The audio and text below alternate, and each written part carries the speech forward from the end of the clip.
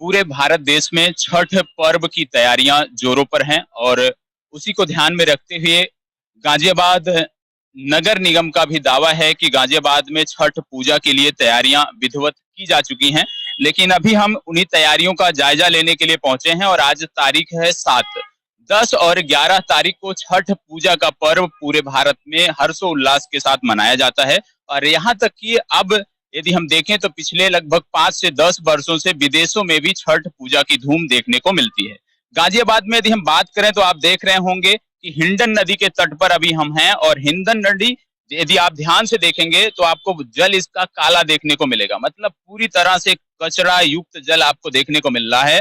और यहाँ पे घाटों पे सफाई के नाम पे यदि हम देखें तो भी आपको पूरे घाट पर गंदगी अभी आपको देखने को मिलेगी। अभी हम आपको कैमरा पर्सन से बोलेंगे कि वो घाटों की तस्वीर एक बार आपको दिखाएं कि किस प्रकार से घाटों पर अभी भी गंदगी बरसी हुई है। और यहीं पर जो छठ की उपासना करने वाले, छठ पूजा पर जो लोग उपासना करते हैं, वो किस प्रकार से यहाँ पर आएंगे और किस प्रकार से यहाँ पे इस गंदे पानी में अपनी आराधना करेंगे। और इससे आप जानते हैं कि किस प्रकार से अभी हमारा देश कोविड संक्रमण से उबर कर निकल कर सामने आया है। और एक प्रकार से यदि हम देखें तो इस गंदे जल में आप देख रहे होंगे चारों तरफ गंदगी का अंबार लगा हुआ है। और यदि यहाँ पर हम छठ पूजा की बात करें, यहाँ पे पूजा की बात करें तो निश्चित रूप से यदि हम देखें स्वास्थ्य की दृष्टि से देखें तो यह उचित नहीं है। इतने गंदे जल में यदि हम देखें उपासना करना, पूजा करना अपना उचित नहीं है। लेकिन अगर गाजियाबाद नगर निगम चाहता तो निश्चित रूप से इसमें सुधार देखने को मिलता। अभी 2 दिन बचे हैं, उम्मीद करता हूं कि इन 2 दिनों में कम से कम घाट की सफाई अच्छे से हो जाएगी। जो चारों तरफ कचरा आपको देखने को मिल रहा है वो चीजें आपकी विधिवत हो जाएंगी।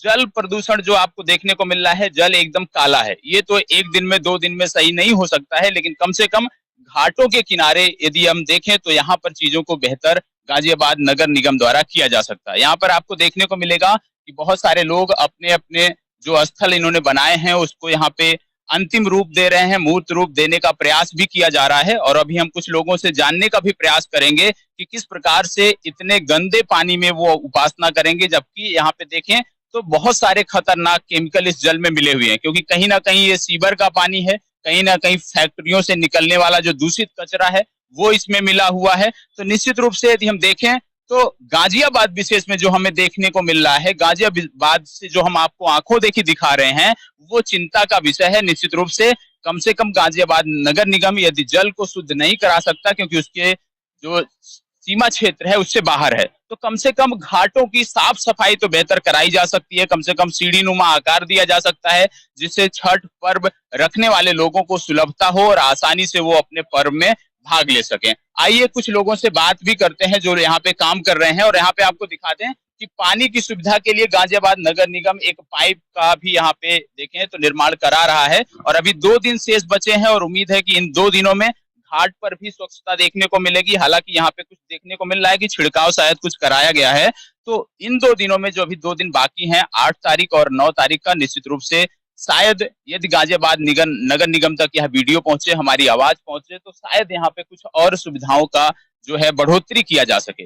दावा ऐसे भी किया जा रहा था कि महिलाओं के लिए स्नान करने के बाद कपड़े बदलने के लिए यहाँ पे अलग अलग स्थल बनाए गए हैं। लेकिन जब हमने देखा उस किनारे से, उस छोर से लेकर इस छोर तक, कहीं भी इस तरह का कुछ भी अभी तक देखने को नहीं मिला है।